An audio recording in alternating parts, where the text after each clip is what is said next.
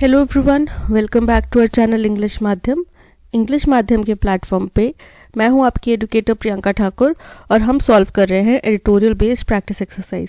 Start करते हैं आज का session with thought of the day, that is your future is created by what you do today not tomorrow. यानी कि आपका जो भी भविष्य है वो आपने आज जो करना है उसके ऊपर निर्भर करता है। ठीक है तो भविष्य लेकिन निर्भर आज के ऊपर करता है, आने वाले कल के ऊपर नहीं। आने वाले कल का क्या भरोसा है या नहीं है, राइट। लेकिन आपका आज तो आपके हाथ में है, तो उसमें आप जितनी मेहनत कर सकते हैं, जो प्रयास कर सकते हैं वो कीजिए और आगे बढ़िए। चलिए हम भी आगे बढ़ते हैं और स्टार्ट करते हैं reading comprehension and practice exercise for SSC CGL 2024। Mexico's first women president must crack down on organised crime. Mexico की जो पहला महिला प्रेसिडेंट हैं, राष्ट्रपति हैं, उनको सख्ती से रोकने की कोशिश करनी पड़ेगी ऑर्गेनाइज्ड क्राइम्स को। अब ऑर्गेनाइज्ड क्राइम्स का मतलब क्या होता है? जो बड़े विस्तृत रूप से फैले हुए क्राइम्स होते हैं, जिनमें हमारी कई गवर्नमेंट ऑर्गेनाइजेशंस के लोग भी शामिल होते हैं। ठीक है, मिली भगत होती है कई सारे लोगों की, है ना, और बहुत बड़े पैमाने पे जो फैले हुए होते हैं वो होते हैं organised crime. When Andres Manuel Lopez Obrador, the leftist nationalist and leader of the movement of national rejuvenation Morena, became the president of Mexico in 2018, बोल रहे हैं जब 2018 में एक लेफ्टिस्ट नेशनलिस्ट थे। लेफ्टिस्ट मतलब जो वामपंथी विचारधारा की, ज्यादा लिबरल सोच रखने वाले जो नेशनलिस्ट होते हैं, राष्ट्रवादी होते हैं, देशभक्त होते हैं, वो थे। कौन? Andreas Manuel Lopez Obrador. और ये movement of national rejuvenation Morena करके कोई संस्था चली होगी, एक कोई मूवमेंट चला होगा, ठीक है, उसके लीडर भी थे। ये 2018 में मेक्सिको के प्रेसिडेंट बने। Many warned that the Latin American country was on the path to become another Venezuela। तो बहुत सारे लोगों ने चेतावनी दी कि अब ये जो मेक्सिको का देश है, इसके हालात भी वेनेजुएला जैसे बन जाएंगे, ये भी वेनेजुएला, एक दूसरा वेनेजुएला बन जाएगा। ठीक है, but mister Obrador proved his critics wrong। लेकिन मिस्टर ओब्राडोर ने अपने सभी जो आलोचक हैं उनको गलत साबित किया। कैसे? Using populism with fiscal responsibility. उन्होंने लोगों के अंदर जो अपील है, जो आम इंसान के अंदर जो उद्देश्य है, वो क्या चाहते हैं, इसको उनने साथ के साथ में किसके साथ में इस्तेमाल किया? फिस्कल रिस्पॉन्सिबिलिटी, फाइनेंशियल, वित्तीय रिस्पॉन्सिबिलिटीज के साथ में इस्तेमाल करके अपने सभी आलोचकों को गलत प्रूव करा। एंड पुशिंग मैक्सिकोज पॉलिटी, और उन्होंने मैक्सिको की जो पॉलिटिक्स है उसको पुश करा। किस तरफ पुश करा? Which was dominated by pro American, जो कि पहले जिसके अंदर लोगों के अंदर विचारधारा थी कि भाई अमेरिका के समर्थन में है, हम अमेरिका के फेवर करते हैं, या फिर अमेरिका ज्यादा उनको पसंद आता होगा कि हाँ भाई हमारे बच्चे अमेरिका चले गए तो बहुत अच्छा हो गया। Centre right institutional revolutionary party PRI for over 7 years। ठीक है, प्रो अमेरिकन और सेंटर राइट एक इंस्टीट्यूशनल रेवोल्यूशनरी पार्टी थी जिसकी विचारधारा सेंटर राइट की थी।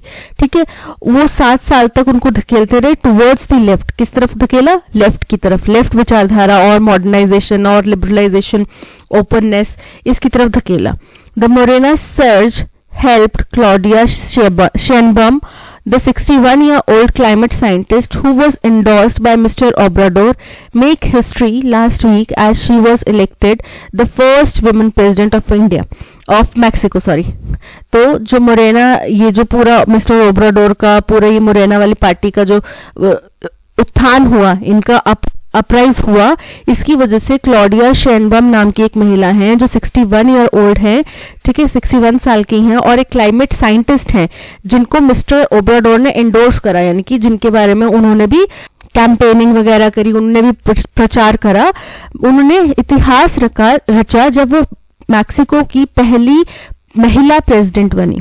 The former Mexico city mayor, known for her tough measures in tackling violent crimes, won 58.6% votes, while her rival Jositl Galvez, the joint candidate of 3 opposition parties, secured 28.4% votes। ठीक है, तो ये जो महिला हैं Claudia Sheinbaum, ये इससे पहले मेक्सिको की सिटी मेयर रह चुकी हैं और ये ज्यादा किस बारे में जानी जाती हैं कि भाई इनके वायलेंट क्राइम्स को, हेट क्राइम्स को, वायलेंट क्राइम्स को, जो बड़े एग्रेसिव क्राइम्स होते हैं उनको कम करने के लिए, उनको रोकने के लिए, उनसे निपटने के लिए जो कड़े कदम उठाती हैं उसके लिए जानी जाती हैं। और इनको 58.6% वोट्स मिले, जबकि इनके जो विरोधी थे जिनका नाम था जोसेटल गाल्वेज, ये 3 पार्टीज के जॉइंट कैंडिडेट्स थे, गठबंधन के, कोalition पार्टीज किया होगा, पार्टियों ने गठबंधन किया होगा, उसके कैंडिडेट थे।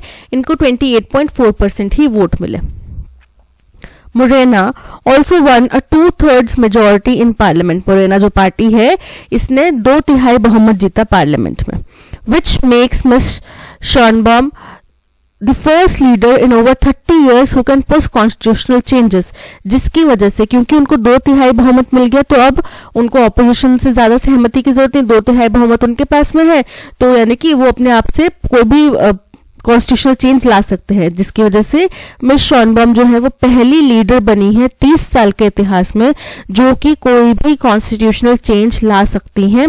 A long standing promise mister Obrador through Congress without the opposition support, जो कि बड़े लंबे समय से मिस्टर ओब्राडोर जो प्रॉमिस कर रहे थे, और ये चेंज कैसे ला सकती हैं, वो कांग्रेस के जरिए ला सकती हैं। जैसे कि हमारे राज्यसभा लोकसभा होते वैसे वहां के इस तरीके के हाउसेज हैं, ठीक है, जिसमें उनको ऑपोजिशन के सपोर्ट की जरूरत नहीं है।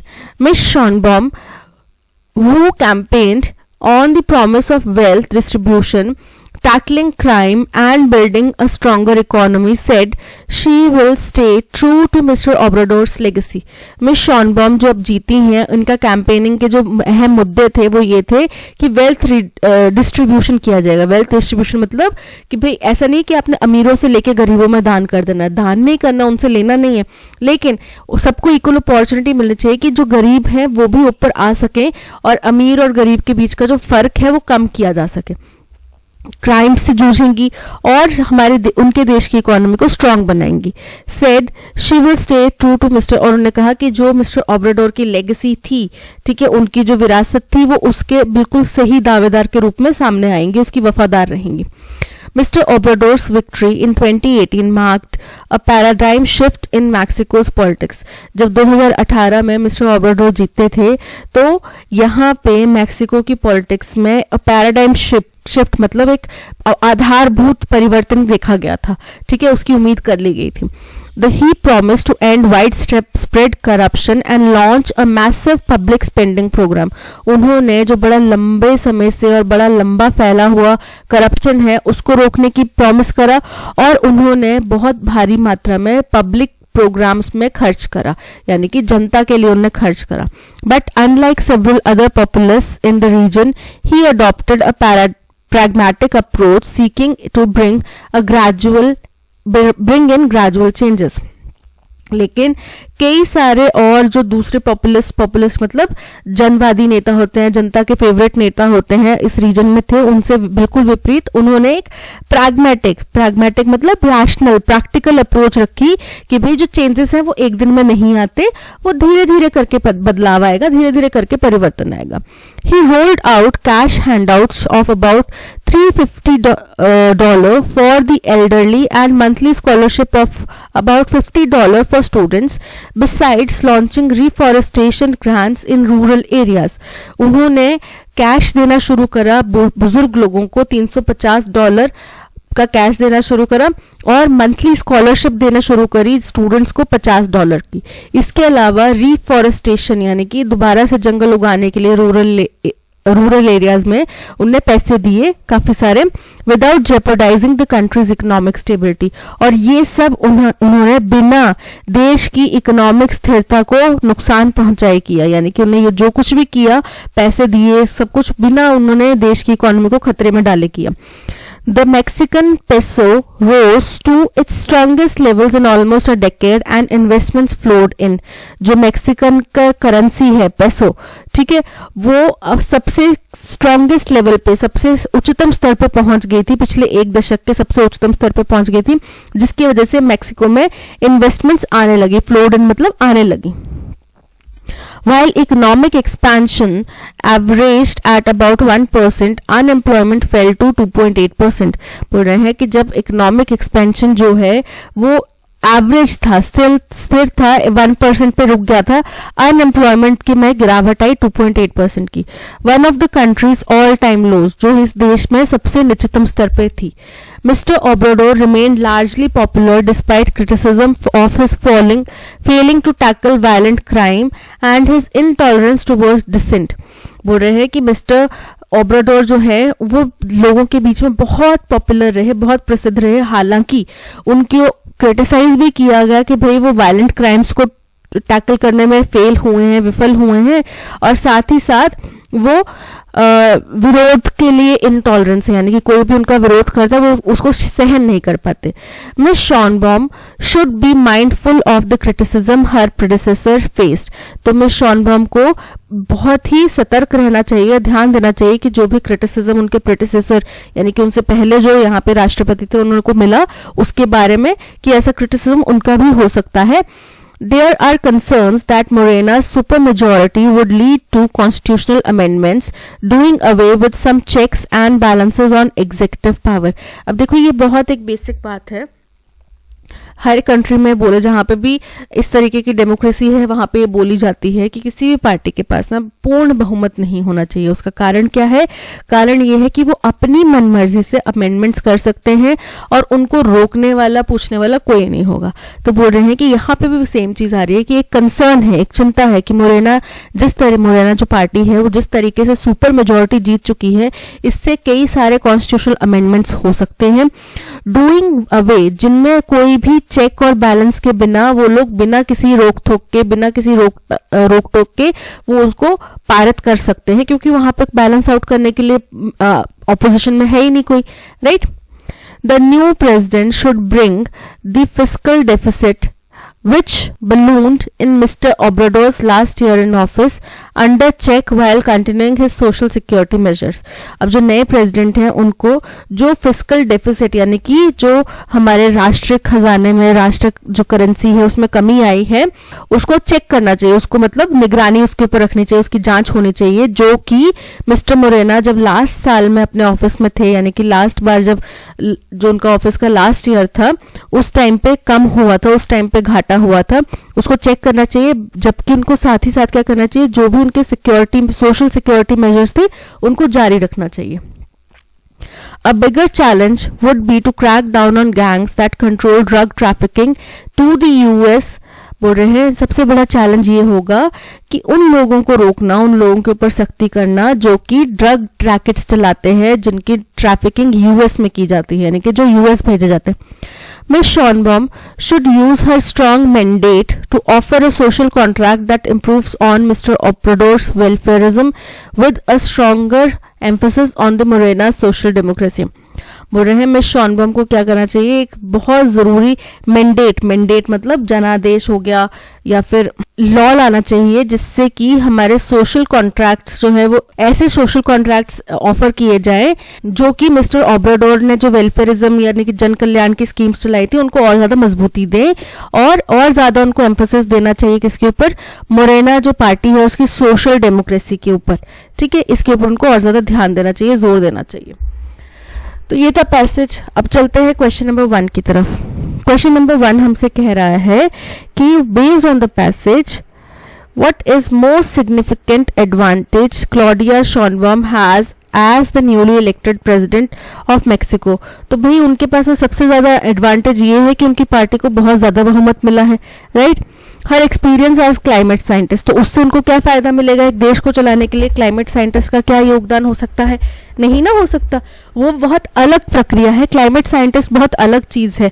ठीक है, हाँ अगर ये बात होती कि भाई इस देश में पोल्यूशन बहुत ज्यादा फैल गया है, उसको रोकने के लिए इनको मिनिस्टर बनाया जाता तो हम मानते कि हाँ जी क्लॉडिया शॉनबॉम का एक्सपीरियंस जो है वो काम आता.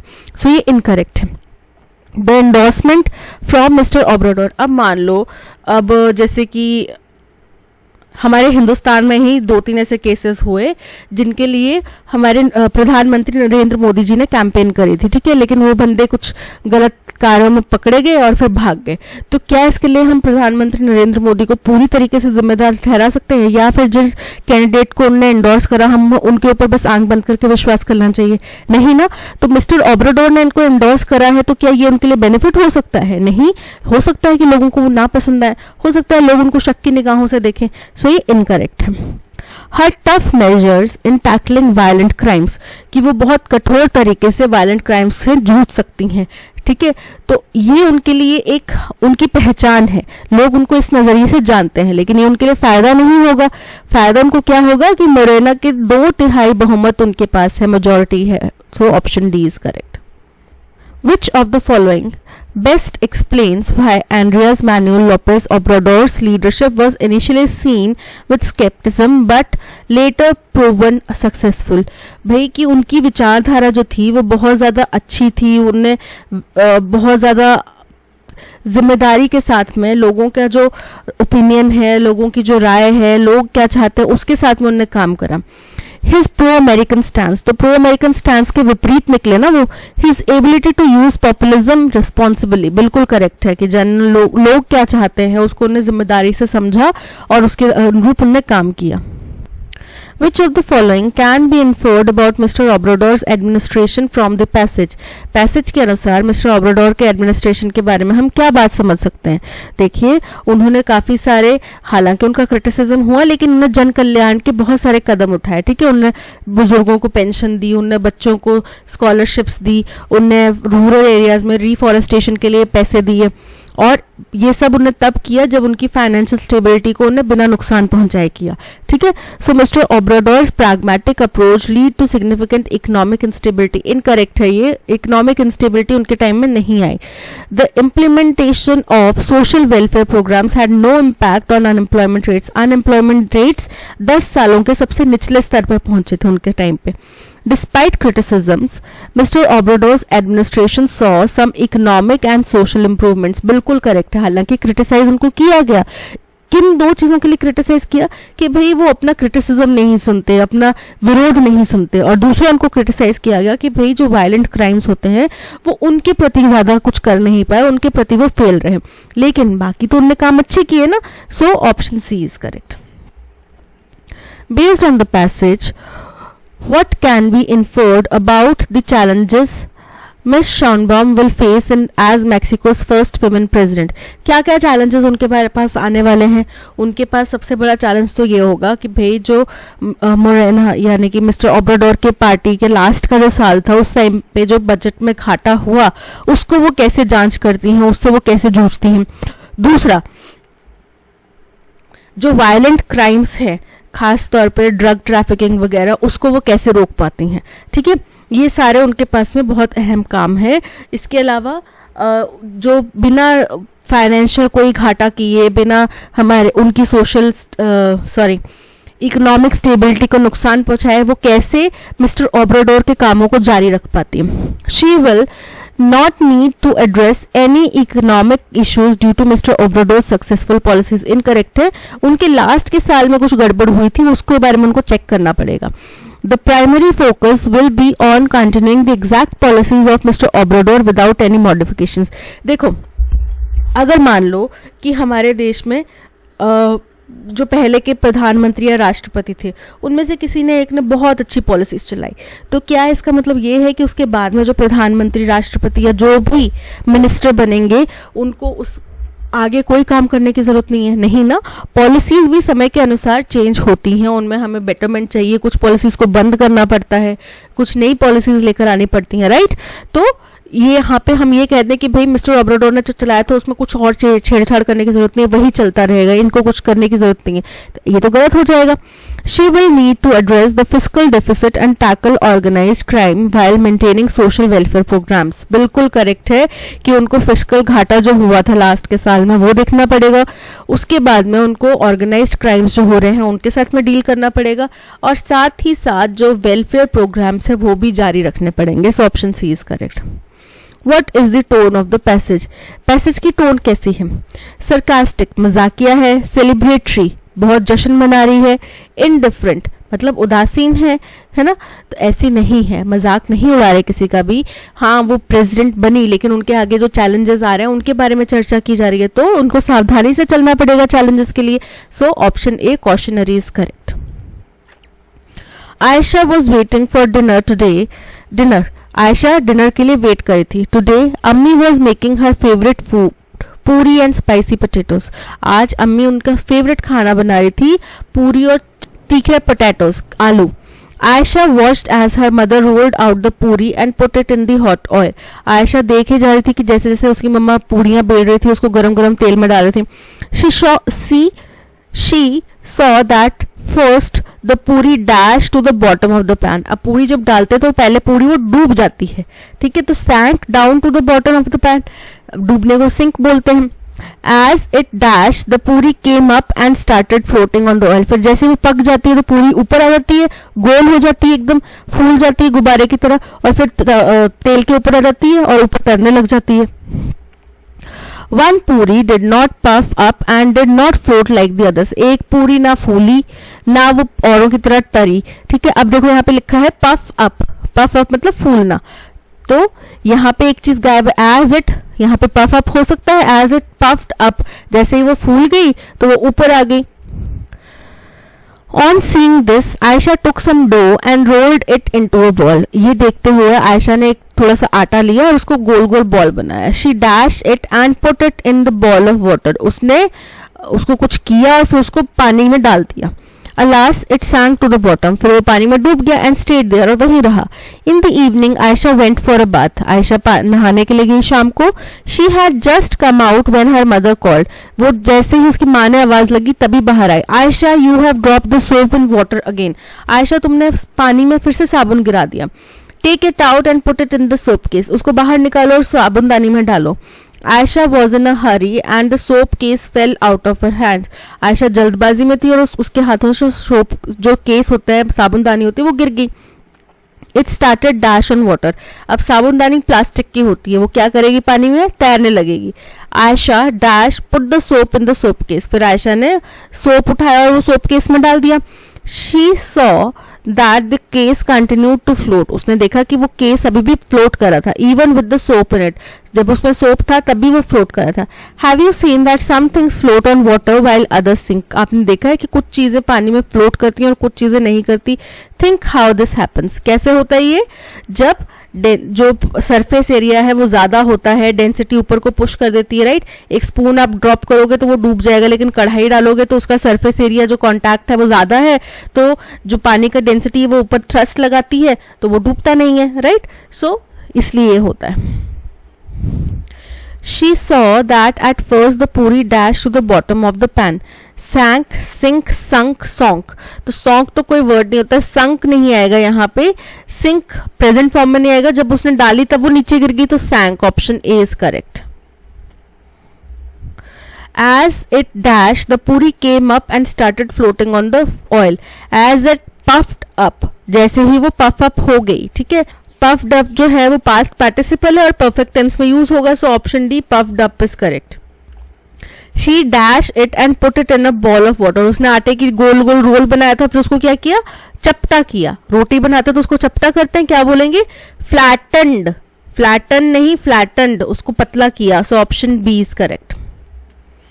Aisha was in a hurry and the soap case fell out of her hands. It started dash on water. क्या हो रहा होगा, पानी में तर रहा होगा, so started floating.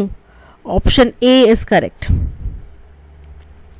Aisha dash put the soap in the soap case. Ayesha, उसने धीरे से रखा होगा, gently, slightly मतलब हल्का सा रखा, थोड़ा नहीं रखा, तो थोड़ा रखा थोड़ा नहीं रखा में वो डूब जाएगा, ठीक है. ऐसे सोप केस है, आपने आधा यहाँ पे रखा और आधा बाहर लटक रहा है तो वो डूब जाएगा, लेकिन आपने पूरा धीरे से रखा तो वो नहीं डूबेगा. सर्टेनली, निश्चित तौर से. स्कैर्सली, स्कैर्सली मतलब बहुत मामूली सा, बहुत कम मात्रा में, है ना. और जेंटली मतलब धीरे से. Option C is correct. Correctly spelled word हमें बताना है. बिजनेस. बिजनेस की स्पेलिंग क्या होते हैं, देखो, बिजनेस में बंदा बहुत बिजी रहता है, BUSI, बिजीनेस, NESS, तो BUSINESS. ये याद करने का तरीका है. बिजीनेस बोलते नहीं है, बिजनेस बोलते हैं. याद करने का तरीका है कि बिजनेस में बिजी रहते हैं तो बिजी लिख दिया, और नेस, NESS. I am eager and happy to visit the beautiful city of Darjeeling next month with my family. Word है keen. इसका हमें बताना है synonym. Keen का मतलब होता है बहुत जिज्ञासु, बहुत तत्पर, ठीक है, बहुत excited. तो I am eager. Eager मतलब अगेन तत्पर, राइट. सो ईगर मतलब होता है तत्पर, उत्सुक. ब्यूटीफुल खूबसूरत. विजिट कहीं जाना. ईगर उत्सुकता. हैप्पी, खुश, so option C eager is correct. Antonym बताना है स्कैर्सिटी का। स्कैर्सिटी का मतलब क्या होता है? बहुत कमी किसी चीज की, right? In spite of having ice glaciers across the globe, people don't have excess of fresh drinking water. तो don't have excess, excess मतलब बहुतायत, scarcity मतलब कमी और excess मतलब बहुतायत, तो इसका एंटोनिम क्या हो जाएगा? excess। Option A is correct. Water मतलब पानी, ग्लेशियर मतलब जो बर्फ के पहाड़ होते हैं, फ्रेश मतलब ताज़ा, सो option A excess is correct. A sudden noise frightened the horse। अब पैसिव वॉइस में कन्वर्ट करना है नॉइस, अ सडन नॉइस, ये क्या है? हमारा सब्जेक्ट है, ठीक है। नॉइस किस तरीके की नॉइस? सडन, ठीक है। फ्राइटन्ड वर्ब है, द हॉर्स ऑब्जेक्ट है, ऑब्जेक्ट पहले आएगा, द हॉर्स। अब वो डर गया ना, उसको डरा दिया उसने, तो वो डर गया। वॉज फ्राइटन्ड, किसके द्वारा फ्राइटन हुआ? By a sudden noise. The horse has been frightened नहीं आएगा, was frightened by a sudden noise, option B is correct. Today's world, technology must be used for feed the changing forces in society। आज के समाज में, आज के दुनिया में टेक्नोलॉजी का इस्तेमाल किया जाना चाहिए समाज में, सोसाइटी में जो परिवर्तन आ रहे हैं उसको फीड करने के लिए। So must be used to feed, ना कि for feed, to feed the changing forces in the society. Must had been नहीं आएगा, must have been, must use नहीं आएगा, must be use to feed, option D is correct. The enchanting, enchanting के spelling incorrect हैं, scenery के incorrect हैं। Correctly spelled words को replace करना है, ठीक है। ऑप्शंस में कहीं पे करेक्ट स्पेलिंग दिए हैं दोनों वर्ड्स के, वो हमें यहाँ पे फिट करना है। Of beautiful lake was mesmerising. तो सबसे पहले तो एन्चैंटिंग के स्पेलिंग होते क्या है? एन्चैंटिंग का मतलब होता है मंत्रमुग्ध कर देने वाला, ठीक है। और सीनरी होता है दृश्य, नज़ारा, ठीक है। तो एन्चैंटिंग के स्पेलिंग ENCHANTING, एन्चैंटिंग, राइट। और सीनरी, और सीनरी के स्पेलिंग होते हैं SCENERY, ठीक है, सीनरी। अब देखो यहाँ पे एन्चैंटिंग के स्पेलिंग करेक्ट हैं और सीनरी के स्पेलिंग भी करेक्ट है, ऑप्शन ए इज करेक्ट। यहाँ पे एन्चैंटिंग के स्पेलिंग में H मिसिंग है, सीनरी करेक्ट है। यहाँ पे एन्चैंटिंग के स्पेलिंग में A नहीं आ रहा, और यहाँ पे सीनरी में C नहीं आ रहा, ठीक है। और यहाँ पे एन्चैंटाइन लिखा है एन्चैंटिंग की बजाय, और यहाँ पे सेनरी लिखा हुआ है, so option A is correct. The matches are being shown live on sports TV. जो ये मैचेस हैं वो स्पोर्ट्स टीवी पे लाइव दिखाए जा रहे हैं। अब स्पोर्ट्स टीवी दिखा रहा है, ठीक है, जो काम कर रहा है वो क्या हो गया? हमारा सब्जेक्ट पहले आ जाएगा, स्पोर्ट्स टीवी। अब क्या कर रहा है? वो दिखा रहा है, इज शोइंग। क्या दिखा रहा है? मैचेस दिखा रहा है, द मैचेस। और क्या दिखा रहा है? मैचेस को लाइव दिखा रहा है। Sports TV is showing the matches live, sports TV is showing the matches live, option A is correct.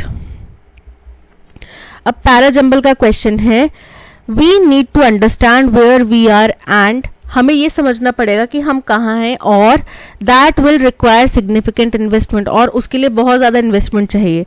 Where we are headed, और हम कहाँ जा रहे हैं, तो ये तो पता चलेगा कि अभी हम कहाँ हैं और हम कहाँ जा रहे हैं, साथ में बात मिलेगी। सो ए के बाद में सी आएगा। अब देखो यहाँ पे ए के बाद में सी आ रहा है, यहाँ पे सी पहले ए बाद में, यहाँ पे ए के बाद में सी आ रहा है, यहाँ पे ए और सी के बीच में गैप है, तो इनकरेक्ट, यानी कि ऑप्शन ए और ऑप्शन सी जो है वो वैलिड है। In our data information infrastructure, हमारे डेटा और इंफॉर्मेशन के स्ट्रक्चर में, to stay ahead of these crisis, इन क्राइसिस से, इन दुविधाओं से आगे रहने के लिए, तो बोल रहे हैं। अब देखो फर्स्ट स्टेटमेंट हमारा होगा कि हमें अगर आगे रहना है ऐसे क्राइसिस और दुविधाओं से, to stay ahead of these crisis, अगर हमें अपने क्राइसिस में आगे रहना है, अहेड रहना है, इन क्राइसिस से बचना है, तो हमें ये समझना पड़ेगा कि हम अभी कहाँ हैं और हम कहाँ जा रहे हैं, यानी कि ए हो गया सेकंड और सी हो गया थर्ड, ठीक है। इसके बाद में आएगा and that will require significant investment, और इसके लिए बहुत ज़्यादा इन्वेस्टमेंट की ज़रूरत होगी। किस चीज़ में? इन our data and information infrastructure, इस चीज़ में इन्वेस्टमेंट की ज़रूरत होगी। सो अरेंजमेंट बन रहा है EACBD, option A is correct. Kindly accept my dash on your new haircut, it dash your personality. तो अब यहाँ पे होमोफोन्स यानी कि जो सेम स्पेलिंग वाले, मिलते जुलते से सेम साउंड वाले जो वर्ड्स होते हैं वो होते हैं। Kindly accept my dash on, आप किसी का नया हेयर कट है उस पर आप क्या देते हैं, कॉम्प्लीमेंट देते हैं, उसकी तारीफ करते हैं, प्रशंसा करते हैं। तो वो कौन सा कॉम्प्लीमेंट होता है, COMPLIMENT। अब इट डैश योर पर्सनैलिटी, एक तो होता है ये तुम्हारी पर्सनैलिटी को सूट करता है, तो सूट को और क्या बोलते हैं, इट कॉम्प्लीमेंट्स योर पर्सनैलिटी, यानी कि तुम्हारी पर्सनैलिटी के साथ में मेल खा रहा है, राइट। तो वो कौन सा कॉम्प्लीमेंट होता है, COMPLEMENT, कॉम्प्लीमेंट, कॉम्प्लीमेंट्री, कॉम्प्लीमेंट। सो यहाँ पे कॉम्प्लीमेंट और कंप्लेन, कंप्लेन मतलब शिकायत, कॉम्प्लीमेंट और compliments, option B is correct. Compliment और कॉम्प्लीमेंट, यहाँ पे ये सेम ही कॉम्प्लीमेंट लिख दिया है, तारीफ करना जो है वो बोल रहे हैं, और कॉम्प्लीमेंट और कॉम्प्लीमेंट अगेन सेम लिख दिया गया है। सो ऑप्शन बी कॉम्प्लीमेंट यानी कि तारीफ करना, मेरी प्रशंसा, आप मेरी तारीफ एक्सेप्ट करो आपके नए हेयर कट के लिए, और दूसरा है कॉम्प्लीमेंट्स, ये आपकी पर्सनैलिटी को बहुत सूट कर रहा है। So option B is correct.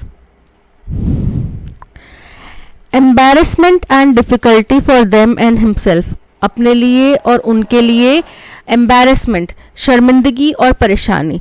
The great gods Odin and Thor helping them with, जो हमारे ग्रेट गॉड्स थे, ग्रीक माइथोलॉजी में ग्रेट गॉड्स होते हैं, ओडिन और थॉर थे। ग्रेट गॉड थॉर तो आपने आयरन मैन मूवीज में भी देखे होंगे, जिनमें वो उनको मदद कर रहे थे। विद किसके साथ में मदद कर रहे थे, with his clever plans but sometimes causing, अपने क्लेवर प्लान्स की वजह से, पर कई दफा वो क्या करता था, एम्बैरेसमेंट एंड डिफिकल्टी कॉज करता था उनके लिए और अपने लिए।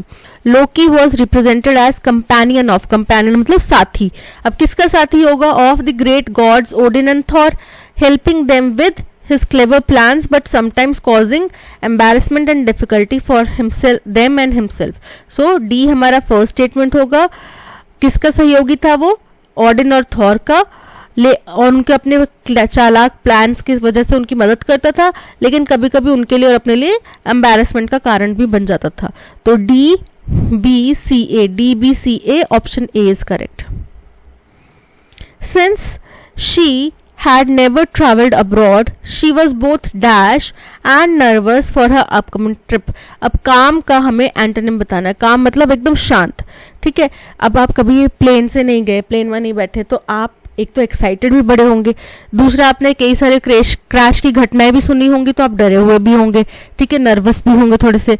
तो क्योंकि वो कभी बाहर नहीं गई, विदेश नहीं गई, तो वो बहुत एक्साइटेड भी थी और बहुत नर्वस भी थी अपने आने वाले ट्रिप के लिए। हाइप मतलब किसी चीज का बहुत ज्यादा प्रचारित कर दिया हो, बहुत ज्यादा बढ़ा चढ़ा के उसका बहुत ज्यादा प्रचार कर दिया हो। एपैथेटिक उदासीन, होपफुल मतलब आशावादी, और एक्साइटेड मतलब बहुत उत्साहित। सो यहाँ पे वो बहुत ज्यादा उत्साहित थी। The guest was heckled by the spectators, heckled का मतलब होता है परेशान करना, जो गेस्ट थे उनको दर्शकों ने बहुत ज्यादा परेशान किया। अब हेकल्ड का सिनोनिम क्या आएगा, काम मतलब शांत करना, एडेड सहायता करना, टॉन्टेड ताना मारना। अब ताना मारना, सासें बहुओं को मारती हैं ताने, बहुएं इन रिस्पेक्ट सास को मारती हैं, तो वो क्या होता है, परेशान करने के तरीके। हेल्प मतलब सहायता करना, तो यहाँ पे option C taunted is correct. The vehicle which carries dead bodies, एक ऐसा व्हीकल जिसमें डेड बॉडीज को ले जाया जाता है। देखो कॉफिन होता है जिसके अंदर डेड बॉडी को डाला जाता है, लकड़ी का स्ट्रक्चर होता है, ठीक है, और जिसमें बोलते हैं ड्रैकुला रहता है या वैम्पायर्स रहते हैं। हियर्स होता है शव वाहन जिसमें डेड बॉडीज को ले जाया जाता है। एम्बुलेंस, अब कई बच्चों के दिमाग में एम्बुलेंस आ रहा होगा, तो एम्बुलेंस में पेशेंट को लेके जाया जाता है, डेड बॉडी को नहीं लेके जाया जाता। हिंदुस्तान में तो हम जुगाड़ हर चीज का लगा लेते हैं, लेकिन बाहर में स्पेसिफिक व्हीकल बने हुए हैं, आप एम्बुलेंस में डेड बॉडी को नहीं ले जा सकते, ठीक है। लॉस तो यहाँ पे भी होंगे, लेकिन कितने पालन होते हैं वो दिखने वाली बात है। कॉप्स, जो शव है उसको बोलते हैं कॉप्स। तो यहाँ पे option B hearse is correct. The principal posted all the staff rules in black and white.